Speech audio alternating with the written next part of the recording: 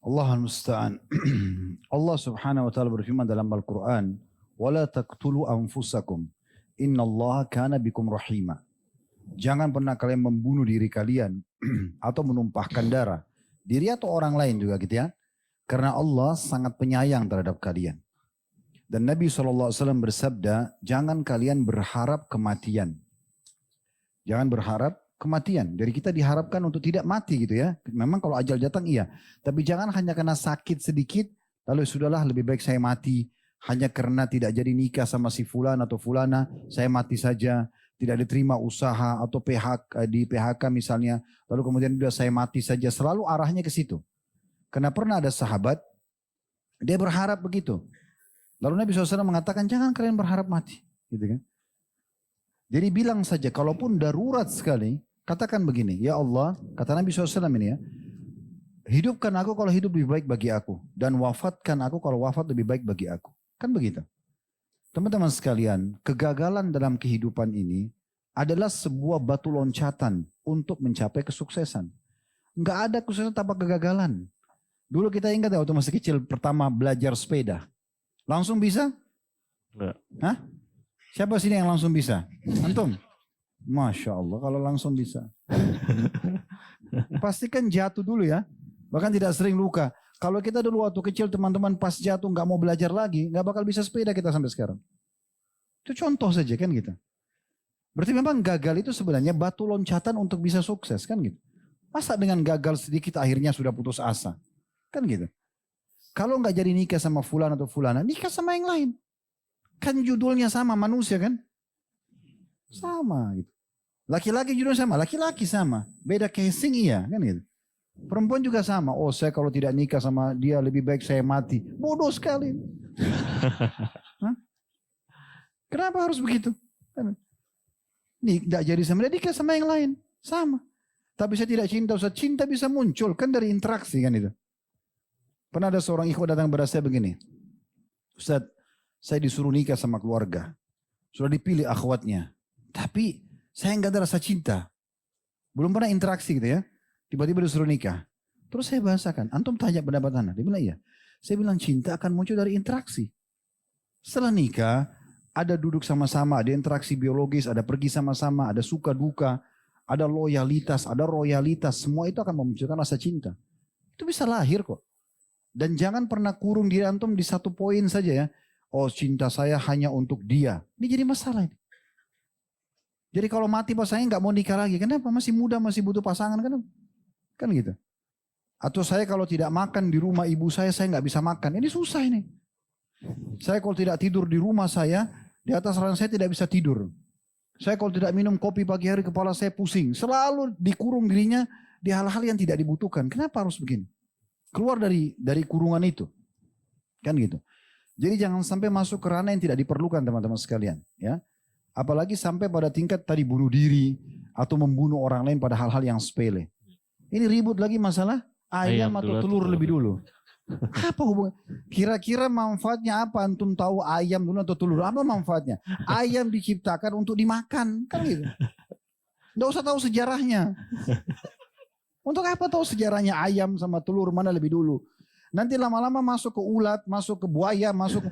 Oh banyak sekali nih. Habis waktu untuk itu.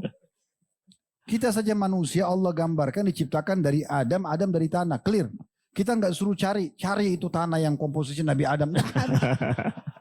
Informasi Nabi Adam dari tanah. Selesai. Oh berarti kita dari tanah. Malaikat dari cahaya. Jin dari api. Selesai clear. Cuma sekedar informasi. Nggak usah terlalu berlebihan di situ. Habisin waktu untuk apa? Apalagi ini ayam sama telur.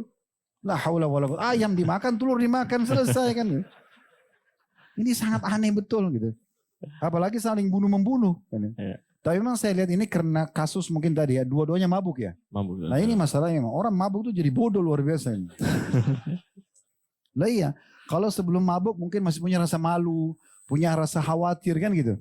Orang kalau sudah mabuk makanya diistilahkan khamr itu dengan ummul khaba'ith, induknya kerusakan gitu ya. Karena kalau sudah mabuk hilang rasa malunya. Hilang rasa malu sudah semuanya bisa dikerjakan. Dan kadang-kadang hal sepele bisa dibuat. Yaitu bertengkar, saling bunuh-membunuh. Orang kalau mabuk di diskotik kadang-kadang berantem, pukul-pukulan, mungkin bunuh-bunuhan hanya karena masalah sepele. Temannya yang bayar atau dia yang bayar. atau ada mungkin yang dia curigai temannya yang ambil, atau mungkin tutur kata yang salah, udah cukup untuk saling bunuh-membunuh. Ini luar biasa nih. Biasa nih. Ya, bahkan kita pernah bahas teman-teman sekalian dalam dosa besar membunuh ini, di salah satu hadis Nabi SAW, jiwa itu tidak akan tenang kalau dia pernah membunuh satu jiwa saja. Walaupun dia sudah taubat, itu ada saja perasaan yang merasa bersalah. Itu diungkapin oleh Wahsy yang membunuh Hamzah. Beliau mengatakan, saya terus merasa dihantui rasa bersalah membunuh Hamzah, walaupun sudah masuk Islam. Sampai saya mengatakan, saya harus menebus dengan saya mati syahid di jalan Allah. Baru kemudian dia ikut peperangan, dan dia membunuh musuh Allah dengan tombak yang dia bunuh Hamzah. Dia bunuh, baru dia mengatakan, saya baru merasa puas. Dia balas itu. Nah, ini bahaya sekali gitu. Makanya teman-teman sekalian, dalam Islam kita dianjurkan dari awal, zina nggak boleh didekatin, membunuh pun nggak boleh didekatin. Ya. Dari awal, saya sudah sering kasih saran teman-teman, kalau ada yang ajak bertengkar, ajak ribut, nggak usah dilayani, nggak ada manfaatnya. Orang itu biar tampan, biar cantik, coba kalau emosional jadi jelek. Ya. Kalau ada dua orang bertengkar nih, yang si A dan si B, si A benar nih, tapi dia marah-marah, si B salah, tapi dia diam, dia dengar marahannya si A ini. Kalau antum lewat, kira-kira siapa yang antum agak salah? Si A dianggap salah. Padahal dia benar. Karena jeleknya itu. Makanya Nabi SAW ingatkan kepada seorang anak muda, beritahukan saya wasiat ya Rasulullah, apa yang paling baik buat saya bisa ini bahagia. Berjalan semua dengan baik gitu. Nabi bilang, la taghdab. Jangan kau emosional. Jangan marah. Itu awal masalahnya. Orang itu lagi, ya Rasulullah SAW, jangan kau marah. Sampai 3 kali. Dalam riwayat lain kata Nabi SAW, la taghdab walakal jannah. Jangan kau emosional, bagimu surga. Langsung tiket surga dikasih. Karena itu sumber masalah. Sedikit-sedikit marah, sedikit-sedikit marah. Orang kalau membiasakan emosional ini teman-teman, dia bisa marah dengan dirinya sendiri. Dia sendal, salah saja, marah. Angin tiup pintu, marah. Siapa yang dia mau marahin nih? Hah? Karena sudah terlanjur biasa, semua emosi. Semua serba salah, dan ini tidak nyaman interaksi sama orang seperti ini kan. Jadi teman-teman hindari semua itu, ya. Jadi nggak ada manfaatnya. Kalau sudah ada yang ajak bertengkar, udah tinggalin saja. Tegakkan hujah sama dia, begini akhi. Oh tapi gini-gini, ya sudah, terserah antum aja, tinggalin aja. Gak usah dilayani, karena nggak ada gunanya berdebat sama orang yang tidak ada keinginan untuk menerima mana yang benar, mana yang salah. Kalau dia tetap ngotot dengan haknya dia, silakan.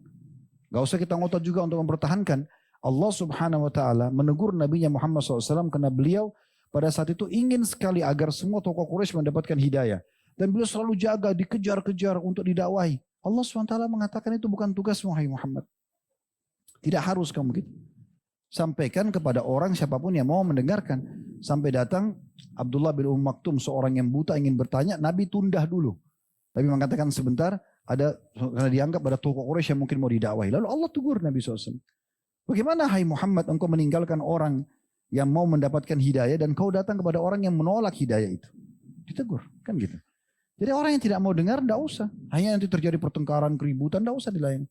Orang tidak suka sama antum, jangan interaksi sama dia. Mau hidup awet muda, teman-teman sekalian mau tenang, orang yang suka sama kita buat baik sama dia. Orang baik 1 kali, kita buat 1000 kali. Orang yang tidak suka sama kita, jangan interaksi. Tetap kita kenal kalau misalnya dia tetangga, dia keluarga, dia sebagai muslim, oke, ukhuwah Islamiyah. Tapi untuk interaksi sama dia untuk apa? Karena selalu dia cari kesalahan kita.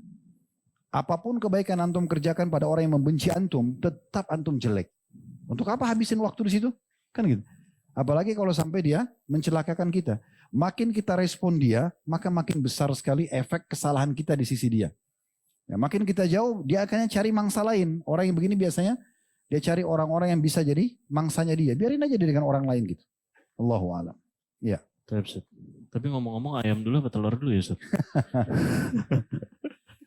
Saya rasa nggak usah dibahas ya.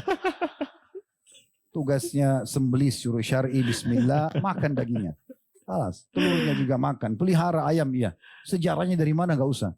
Telur dulu atau ayam dulu apa manfaatnya? Nah.